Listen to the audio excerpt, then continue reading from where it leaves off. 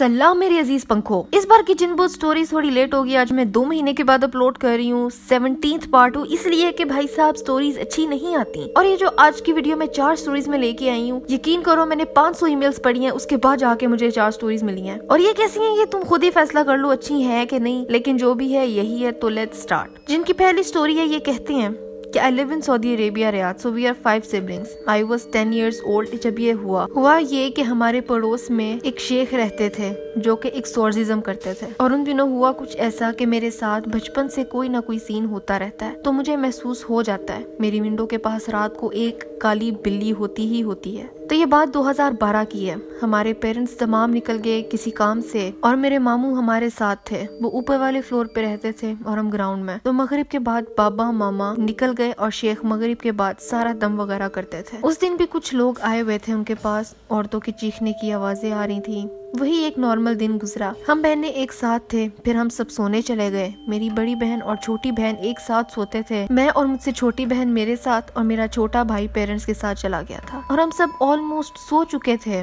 तो तकरीबन रात के 3 बजे मुझे बहुत जोर की आवाज आई, जैसे कोई बहुत बड़ी चीज नीचे गिरी है। और मेरी नींद बहुत कच्ची होती है, तो बाकी सब में मेरी अकेली की आंख खुल गई। बड़ी बहन सो चुकी थी और डर के मैं बाहर नहीं निकल पाई। मुझे ऐसी आवाज आई जैसे कोई गुस्सा कर रहा है किसी पे। फिर चीजें गिरने की आवाज आई, तो मैं समझी कि मेरे मामू और बड़ी बहन आए हैं देखने के लिए। तो मैंने हिम्मत करके दरवाजा खोला और बाहर आई। देखा तो हमारे घर की एक तरफ की एक दीवार गिर गई थी और बाहर कोई भी नहीं था। मैंने अपनी बड़ी बहन के कमरे का दरवाजा बहुत बार नॉक किया, वो लॉक था। फिर एकदम से किचन का दरवाजा जोर जोर से खुल के बंद होने लगा। हमारी लाइट दीवार की वजह से खराब हो चुकी थी। जब मैंने अपनी बहन का नाम लिया तो उन्हीं पत्थरों में से एक पत्थर आके सीधा मेरे पैर पे लगा और मुझे कुछ समझ नहीं आई कि मैं क्या करूं। हमारे पास उस वक्त फोन नहीं होते थे और मेरे रूम का दरवाजा भी पता नहीं कैसे लॉक हो गया। मैं रोती गई और आयतल कुर्सी पढ़ती गई। मैंने दोबारा नॉक किया तो मेरी बहन आई, देख के सब हैरान हो गए। मैं उनको सब बताना शुरू हो गई कि हुआ क्या। थोड़ी देर बाद मुझसे बात करते करते उनको मेरे बराबर में जहाँ दीवार गिर चुकी थी वहाँ एक साया जैसी कोई चीज नजर आई जो हम दोनों को सिर्फ घूर रहा था। हम रूम में गए, किसी भी तरह रात गुजारी। सुबह होते ही मामू को बताया। मामू ने यकीन नहीं किया कि हमारे घर में जिन भी हो सकते हैं। हमने शेख से रिक्वेस्ट की कि आके एक बार देख लें, तो वो आए। उन्होंने बहुत सोच समझने के बाद बताया कि 2 जिन्नात यहाँ लड़ रहे थे। उसी दिन शाम को मामू को बुखार हो गया बहुत ज्यादा। शेख हमारे साथ ही थे। हमने मामू से बात करने की कोशिश की तो उनकी आंखें ऊपर चली गई थी और बहुत गहरी आवाज में बात करने लगे कि चले जाओ। शेख ने हम सब बच्चों को अपनी बीवी के पास छोड़ दिया और वही रहने का कहा। मामू was possessed by 2 of the jinns। अगली सुबह तक उनका इंतकाल हो चुका था और हम 2 दिनों तक अकेले रहे। जब मामू का फोन नहीं आया तो अम्मी अबू आ गए। हम सब रोने लगे। अम्मी ने बताया कि हम दमाम शिफ्ट हो रहे हैं। अम्मी को भी जन्नात वगैरह बहुत महसूस होते थे और दमाम आके भी we can still feel them and definitely यहाँ भी जैसे खुद ही कपबोर्ड खुल जाना, दरवाजे पर नॉक होना या हमारा नाम पुकारे जाना। शेख ने बताया कि हम पे कोई ब्लैक मैजिक करता था। एक वीडियो भी है हमारे घर की। इस बात को तकरीबन 10 साल गुजर चुके हैं। मुझे हर चीज याद है। बस सवाल मेरा ये है कि उस दिन जो मेरे बराबर जो साया नजर आया था, क्या वो मेरे पोसेस्ड मामू थे? ओहो भाई, अगर आपके पास वीडियो थी तो आपने अटैच क्यों नहीं की साथ? मैं चला देती। या कोई और अगर एविडेंस था तो यार वो भी भेज देते। लेकिन मुझे एक बात बताओ कि जब रात को ये सब कुछ हो रहा था तो आपने अपने मामू को क्यों नहीं बुलाया? आपने खुद ही ये सब कुछ हैंडल क्यों किया कि दीवार गिर गई है और लाइट चली गई है और मामू तो आपके ऊपर वाले फ्लोर में ही रहते थे, तो उनको बुला लेना चाहिए था। पर चले जी, खैर I hope everything's okay now. अब चलते हैं जी अगली ईमेल की तरफ। ये कहते हैं कि मेरा नाम हयातुल्लाह है और मैं पाक आर्मी से हूँ। आज से 2 साल पहले मेरी यूनिट बलूचिस्तान के डिस्ट्रिक्ट मशके में डिप्लॉयड हुई है। हम लोग एक चेक पोस्ट पर रहते हैं। एक दिन जब शाम को आउटपोस्ट पर हमारे गनमैन ड्यूटी पे खड़ा था तो उसने देखा कि पहाड़ के नीचे एक औरत उसे बुला रही है। उसने सोचा औरत का हाल पूछ के वापस चला जाऊंगा। यूं ही औरत के पास गया तो देखा कि उसके साथ कुछ और लोग भी हैं और उसे कहते हैं कि यहाँ से चले जाओ वरना अगली बार पहाड़ से धक्का दे देंगे। ये सुन के वो वापस भागा और कंफ्यूज होके फायर कर दिया। वो औरत तो चली गई थी। जब हम फायर की आवाज सुन के वहाँ पहुंचे, उसके बाद से वो सोल्जर जिसका नाम हवलदार तनवीर था, उसकी हालत बहुत खराब हो गई थी। मैं पोस्ट कमांडर था, मुझे सारा मामला देखना था। मैं कुछ दिन के बाद वहाँ गया और देखा कि वहाँ कुछ काली बिल्लियाँ बैठी हुई हैं।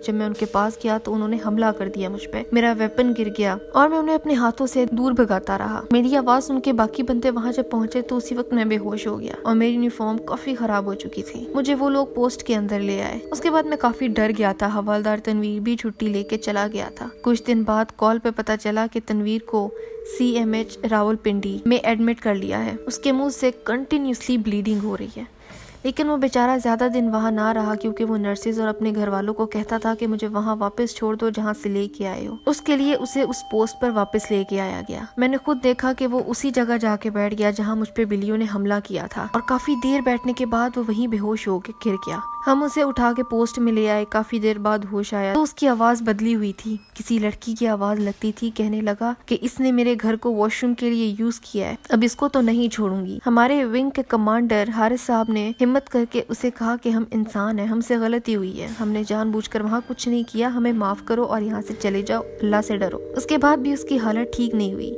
बस फिर हवलदार साहब को मेडिकल बोर्ड हो गया। आर्मी ने नॉट फिट फॉर आर्मी का डिसीजन सुना दिया। घर जब पहुंचे तो ये बात हमें उनकी वाइफ ने उनके जनाजे पर बताई कि वो बच्चों को मारते थे।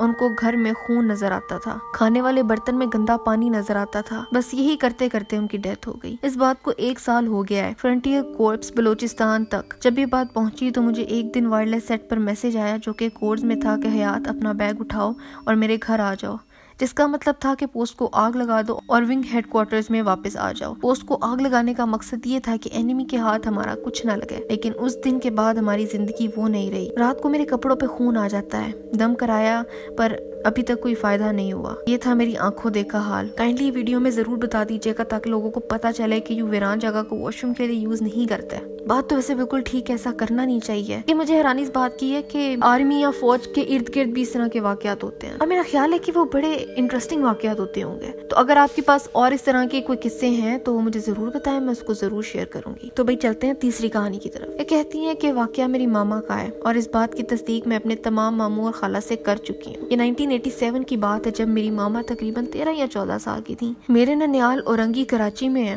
तो 1987 में 12 नंबर कोई एरिया है जहाँ फसादात हुए थे। बहुत से लोगों को मारा गया था, मार्शल लॉ लगा हुआ था। तो एक आदमी की बोरी बंद लाश तकरीबन 1 हफ्ते बाद बरामद हुई। यानी आर्मी वालों ने बताया कि तकरीबन 1 हफ्ते से ये लाश कटी हुई पड़ी थी। उसमें से बहुत गंदी स्मेल आ रही थी। मोहल्ले में सबको स्मेल की वजह से पता चला तो आर्मी को बताया गया। उसके बाद उस लाश को तो ले गए लेकिन पूरे इलाके में खौफ फैल गया। कुछ दिन बाद की बात है, मेरी मामा मगरिब की अजान के वक्त खड़ी मामू को बाहर देख रही थी कि उन्होंने देखा कि थोड़ी सी दूर एक फासले पर पीपल के दरख्त के नीचे एक खूनो खून शख्स खड़ा है। मामा ने गौर से देखा तो वो भी मामा को ही देख रहा था। मामा डर कर भागती हुई अंदर गईं। बस उन्हें कुछ समझ नहीं आ रही थी और रोई जा रही थी। बड़ी खाला को बताया कि क्या देखा है तो खाला ने कहा कुछ भी नहीं है, तुम्हारा वहम है, और वो फिर अपनी नमाज पढ़ने लगी। उस दिन के बाद से मामा अजीब हरकतें करने लगी। बैठे बैठे रोने लगती, पूछो तो कहती पता नहीं क्यों रोना आ रहा है। कुछ दिन बाद स्कूल से आ रही थी मामू के साथ, फिर से उसी जगह पे वही चीज नजर आई। मामा ने मामू से डरते डरते पूछा कि तुम्हें कोई नजर आ रहा है पेड़ के नीचे खड़ा? मामू ने कहा कि नहीं,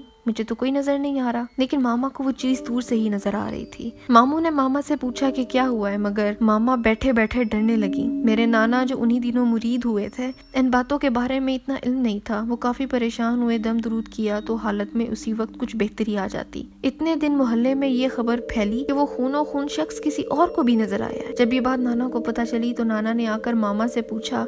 मामा कोई जवाब नहीं देनी थी तो मेरी खाला ने बताया कि हाँ, इसने मुझे इस बारे में बताया था। खाला ने सब बात नाना को बताई। नाना और नानी उन्हें एक बुजुर्ग के पास ले गए। औरंगी में सबसे मशहूर थे, उनका नाम था प्याले वाले पापा। नाना उन्हें लेकर लाइन में बैठ गई। और भी लोग थे वहाँ पर उन्होंने मामा को देखकर उंगली के इशारे से जल्दी से बुलवाया। उन्होंने एक प्याले में सरसों का पड़ा हुआ तेल डाला और उसमें एक नीम की डंडी डाली और उसे घुमाना शुरू किया। नानी और मामा के सामने वो मिक्सचर पड़ना शुरू हो गया। उन्होंने नीम की डंडी मामा पे से घुमाई और वापस प्याले में डाल दी तो पूरा प्याला लाल हो गया और मामा हल्कापन महसूस करने लगी। फिर मेरी नानी को बाबा ने बताया कि मामा ने मगरिब के वक्त वो शख्स देखा और उसके असरात मामा पर आ गए थे। औरंगी उस वक्त जंगल ही था, यानी ज्यादा आबादी नहीं थी और आए दिन नए वाकयात घर में होते ही रहते थे। मुझे तो ये समझ नहीं आती कि जब कोई आपको कहता है कि मैंने कुछ देखा है, मैंने कुछ महसूस किया, तो उसके घर वाले इस पे यकीन क्यों नहीं करते जब तक कि कोई बहुत सीरियस बात ना हो जाए। ये बात ना मुझे बड़ी खटकती है। खैर, लास्ट स्टोरी की तरफ चलते हैं। ये कहते हैं कि मेरा नाम उरूज है और ये वाकया मेरे नाना के साथ पेश आया है। जब मेरे नाना सब्जी मंडी में काम करते थे, मेरे नाना को ज्यादातर रात को बुलाया जाता था सब्जी मंडी में। उन्हें कभी भी फोन आ जाता था और वो चले जाते थे। एक दिन की बात है कि जब मैं, अम्मी, खाला, मेरी बहन और मेरी कजन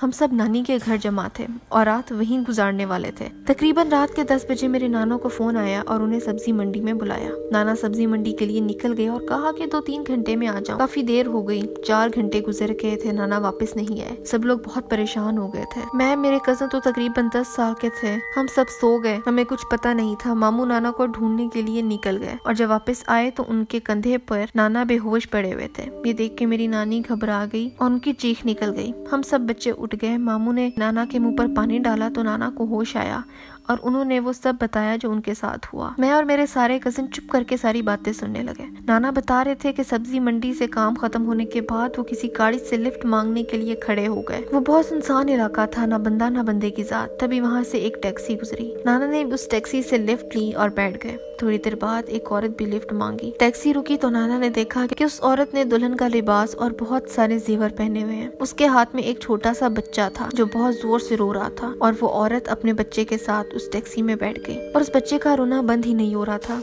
कि तभी नाना ने देखा कि बच्चा आहिस्ता आहिस्ता बड़ा हो रहा है और अचानक वो बच्चा मेरी नाना की आंखों के सामने ही जवान हो गया। नाना की डर से चीख निकलने वाली थी कि उस औरत ने नाना के मुंह पर हाथ रख दिया और उन्हें चुप होने का इशारा किया। औरत ने टैक्सी वाले से कहा कि गाड़ी को रोक दो और वो और उसका बच्चा जो आदमी बन गया था वो गाड़ी से उतरे और उस औरत ने अपना घूंघट उतारा तो मेरे नाना समझ गए कि वो एक चुड़ैल है और वो आयतल कुर्सी पढ़ने लगे तो वो औरत अचानक से गायब हो गई। इस बात को तकरीबन 6 साल हो गए हैं। पिछले साल रमजान में मेरे नाना का इंतकाल हो गया और नानी की याददाश्त चली गई। आप मेरी नानी के लिए दुआ करें कि वो जल्दी सेहतयाब हो जाएं। अल्लाह आपकी नानी को बहुत जल्द से तंदुरुस्ती दे। वाकया तो बड़ा खतरनाक था, लेकिन मुझे ये बात स्ट्रेंज लगी कि जब बच्चा आपकी नाना की आंखों के सामने जवान हो रहा था तो उन्हें कुछ समझ नहीं आई, लेकिन जब घूंघट उठाया गया तो ही उन्हें पता चला कि वो चुड़ैल थी। पर खैर, कहानी बहुत इंटरेस्टिंग थी।